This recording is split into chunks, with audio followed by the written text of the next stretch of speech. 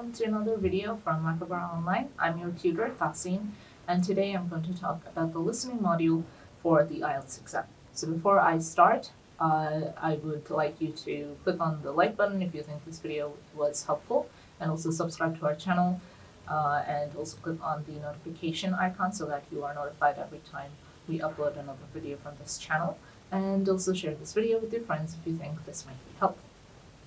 So let's get started. Your listening exam lasts for 40 minutes. It has 40 questions, and there are 4 different sections. And it is actually very similar to the reading exam since it also has 40 questions.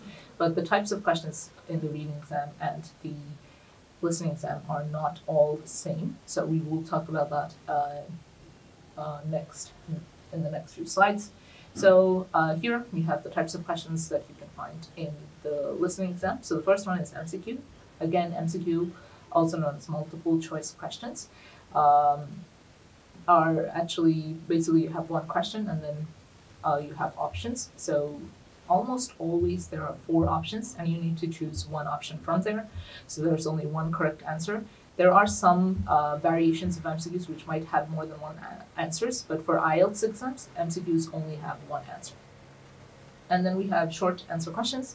So in the instructions, it will be mentioned clearly how many words you're supposed to use to answer the question. So normally it's 1 or 2 words, but make sure you read the instructions in your question paper to identify how many words you can use to answer the questions.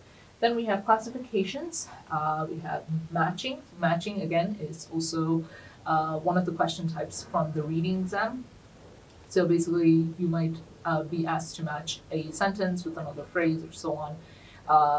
And then we have sentence completion, also known as fill in the blanks. So you have a sentence and then there's a word missing in between or maybe before or after the sentence.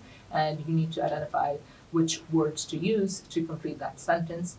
Again, one of the best strategies to answer this kind of questions is to identify which type of word you need. So whether or not you need a noun, whether or not you need a verb or adjective. And this way, it will actually help you a lot to understand which answer to pick. Okay? And then notes, summary, chart diagrams, completion, etc. And then we also have labeling diagrams. Labeling diagram is also another type of question that you can also find in the reading exam. So I actually have a whole series about the types of questions found in the reading exam, and I have covered this type as well, which is labeling diagram. So if you want, you can watch that. But if you only want to know about the types of questions in the listening exam, then you can watch my series that hasn't been uploaded yet, but will be very soon, where I cover all the types of questions that you can see over here. And I'll also share some example questions with you, some strategies and tips to solve these kind of questions. And hopefully after watching that whole series, you'll have a better understanding of the types of questions, of all these types of questions, okay? Next, you have 40 minutes for the exam. When I say you have 40 minutes, you have to understand that from here you have 30 minutes to actually identify all the answers for the test itself, and then 10 minutes to transfer your answers to the answer sheet. So for this exam, you actually have a separate answer sheet, okay? And you have to transfer your answers there. For the reading exam, you also have a separate answer sheet, but you don't get extra time to transfer your answers from the question paper to the answer sheet. Okay, so for the reading exam, you have 60 minutes, and you have to make sure that you have transferred your answers to the answer sheet within this 1 hour. But for this exam, the listening exam, you have 10 extra minutes to actually transfer your answers. And before starting each section, you're actually given some time, so 30 seconds actually, to examine the questions. So you can go through the questions for that particular section so that you know what they're asking. Okay? Next, I'll talk about the sections. Again, there are 4 sections in the listening module. Section 1 is actually a recording of 2 people talking about everyday situations. So it can be about a social interaction or something similar. And it is actually the easiest section to answer.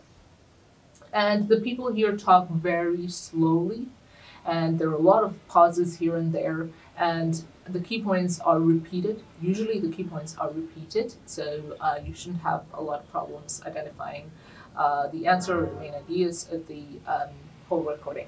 And then the key informations are generally repeated, yeah, as I've told you before. And an example is two men discussing about a result of a sports match, for example, right? And the main focus of this recording is the given facts, okay? Next, I'll talk about the second section, which is a monologue set in everyday social context. Now, what is a monologue? Now, a lot of you guys may not know what the meaning of monologue is, and that's completely fine. So if that's the case, then you get to learn a new word, which is a really good thing, right? So a monologue is a long speech by a single person in a conversation, okay? It's also used to describe an actor giving a really long speech in a play or maybe a movie and so on. Okay, so if you didn't know this word before, and you know a new word now, which is really good, and you're also getting to improve your vocabulary. And if you knew this word before, if you knew what this word meant, so that's also really good. So now let's continue. So it's a monologue. The second section is monologue, and the speaker speaks slowly, but it's not as slow as that of section 1's.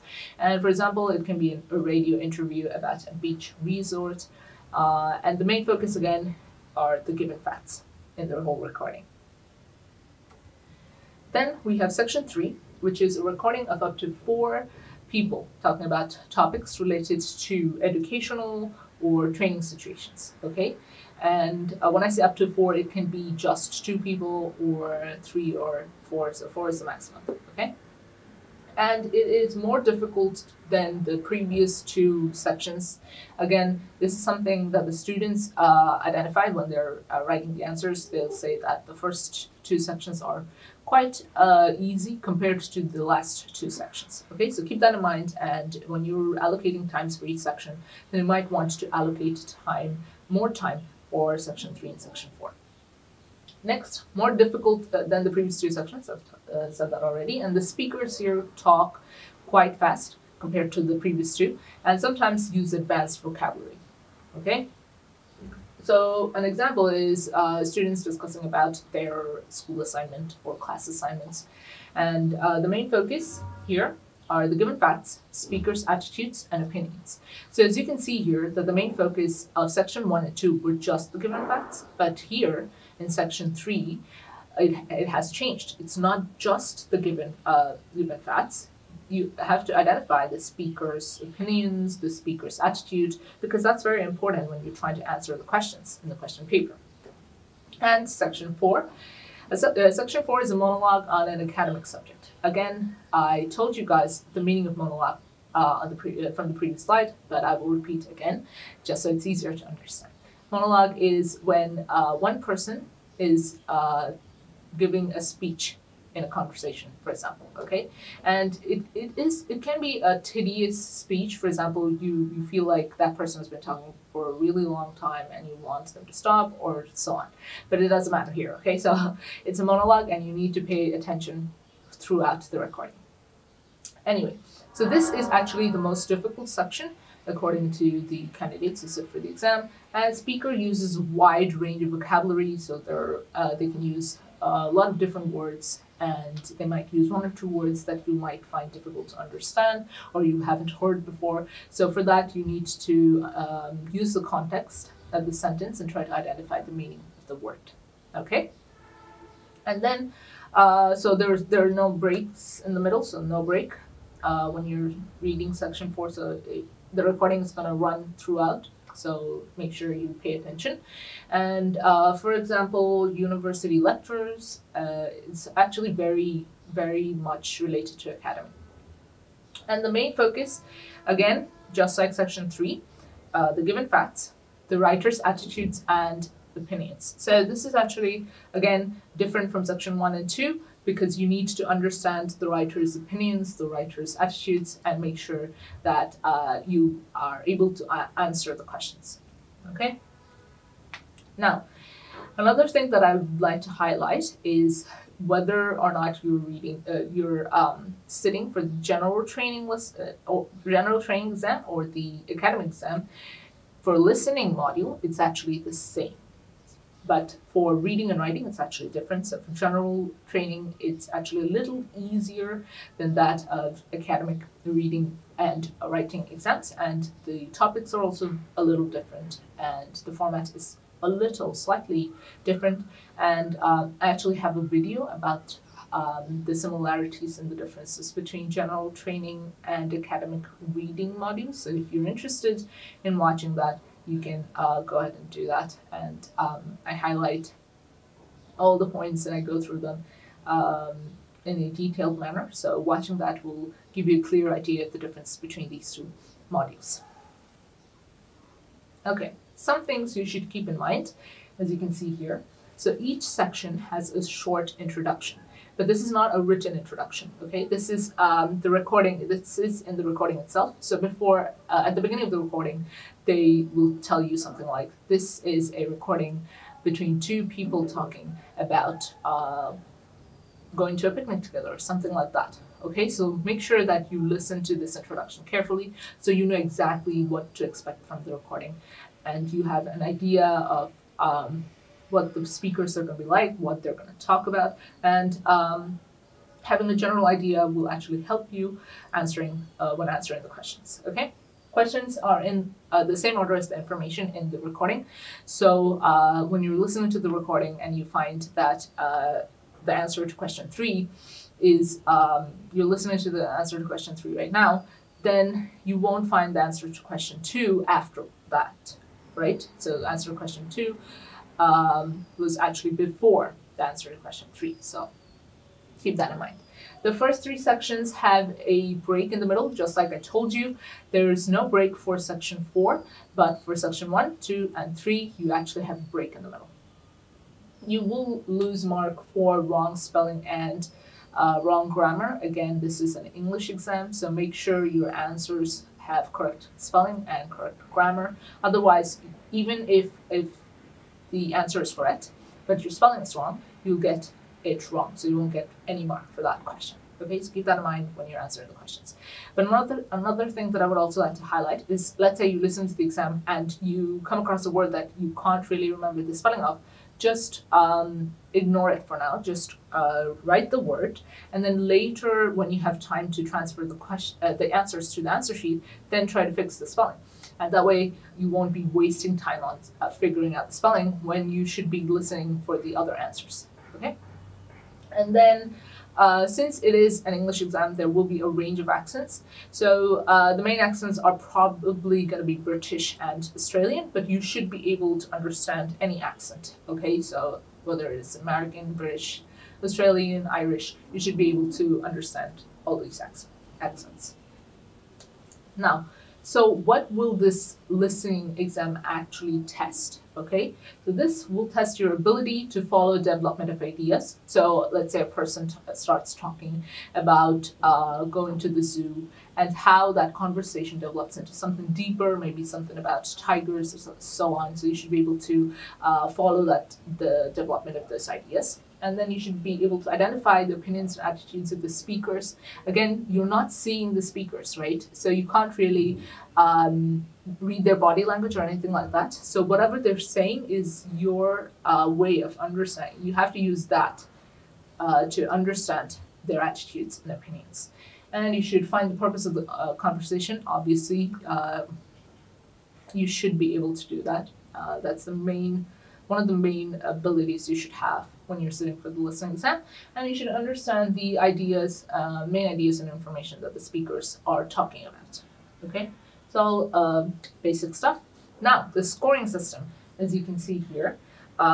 So to get a score of 9, you should be able to get 39 or above. So that means you can only get one question wrong. Okay, which is something you have to be very careful. So you should make sure you should try to target for 40, and if you get one wrong, then you will still get 39, which is band 9. For 8.5, you'll get 37, 38. If you get these two, then you'll get 8.5. And then for 8, it's 35, 7.5 is 33, 7 is 30, 6.5 is 27, and so on, as you can see. So you can actually pause the video right now and take a look at the whole table here, which is actually taken from Wikipedia, and try to understand how the scoring system actually works. But the main idea is that, as you can see, that first it's 39, and then 37, then 35. So you can't really lose a lot of mark, okay? If you're going to target a good band score, then you have to keep your head high, make sure you make no mistakes, try to get at least 36, 37, because band 8 is actually, getting a good band in this exam will actually help you pull up your overall band score, because you might not get as good as a grade for the reading exam or the writing exam. So the listening exam can actually help you bring your overall grade to a higher grade, okay? And that's actually it for this video. If you liked this video, make sure, again, like this video. And if you think that I've missed something that is that I should have said for the format of the listening exam, you can comment down below. And hope you liked this video. See you in my next video. Bye.